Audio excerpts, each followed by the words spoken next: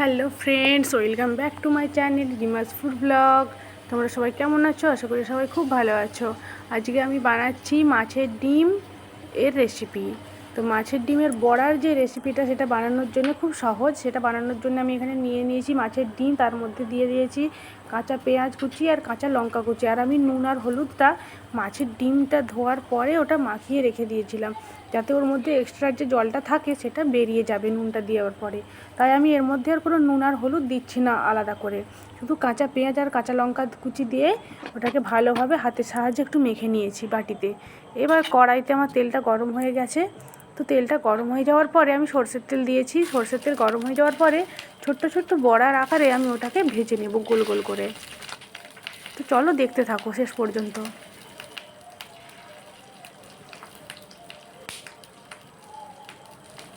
মাছের ডিম বা মাছের বীজ যেভাবেই রান্না করা হোক না কেন, আমার কাছে ভীষণ প্রিয়। আর এটা আমি খেতে খুব ভালোবাসি। তাও যদি আবার গরম গরম ভাজা হয় গরম ভাতের সাথে, তাহলে তো পুরো এক থালা ভাত খেয়েই নেব, আর কোনো রান্না তরকারি রাখবে না, তাই না? তো এটাকে আমি দিয়ে একটু ঢাকনা চাপা দিয়ে গ্যাসের আঁচটা কমিয়ে দিয়েছিলাম, একেবারে লো ফ্লেম করে দিয়েছিলাম। তাহলে কি হবে বলুন তো, ওটা বসে বসে অল্প করে ভাজা হয়ে যাবে। আর ঢাকনাটা কেন চাপা দিয়েছিলাম জানেনই নিশ্চয়ই, যেহেতু মাছের ডিমটা তেলের মধ্যে দিলে কিভাবে ফেটে ওঠে, তাই না? দেখুন এখনও পর্যন্ত ফাটছে, তাই আমি এখনও পর্যন্ত গ্যাসের ফ্লেমটা লো করেই রেখে দিয়েছি। এরপর এক পাশ ভাজা হয়ে গেছে, তাই আমি আরেক পাশ উল্টে দিলাম। আরেক পাশটা ভালোভাবে ভেজে নেব আমি উল্টে পাল্টে। তেলটা কিন্তু আমি যে অল্প পরিমাণে দিয়েছিলাম সেইটা দিয়েই ভেজে নিয়েছি। আপনারা চাইলে বেশি তেলেও দিতে পারেন, তবে কি হয়, বেশি তেল দিলে ওটা চারিদিকে ফেটে চারিদিকে ছড়িয়ে পড়ে। তো আমি আবার একটু উল্টে দিয়ে ঢাকনাটা চাপা দিয়ে দিয়েছি। দেখুন গ্যাসের ফ্লেমটা কিন্তু আমি একেবারে লো করেই রেখেছি, এটা বসে বসে ভাজা হয়ে যাবে। তো আরেক পাশও আমার ভাজা হয়ে গেছে, দেখুন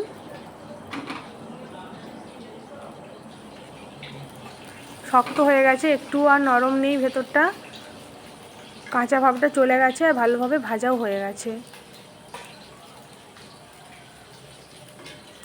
ভালোভাবে উল্টে পাল্টে এদিক ওদিক করে ভেজে নিয়েছি। এরপর আরও লাল লাল করে ভাজতে চাইলে গ্যাসের ফ্লেমটা হাই করে দিতে হবে।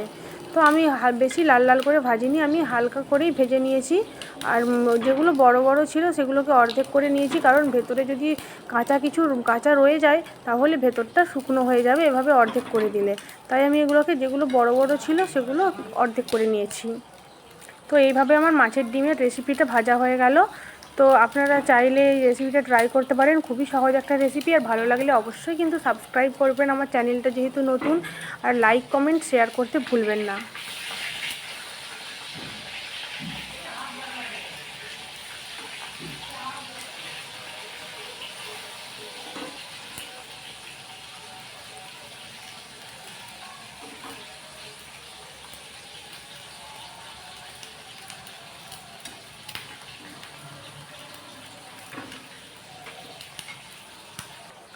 তো ভাজা হয়ে যাওয়ার পরে আমি একটা বাটির মধ্যে ওটাকে নামিয়ে রেখে দিচ্ছি।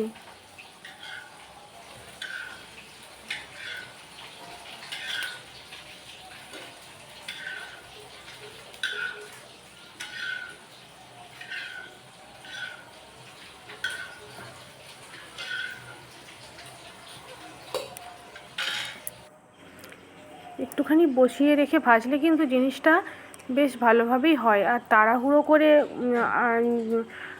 জোর আঁচ দিয়ে ভাজলে সেটা কি হয়, জিনিসটা চোয়া পোড়া টাইপের হয়ে যায়, তাই না? কি সুন্দর হয়েছে দেখুন জিনিসটা। সবাই ভালো থাকবেন, টাটা।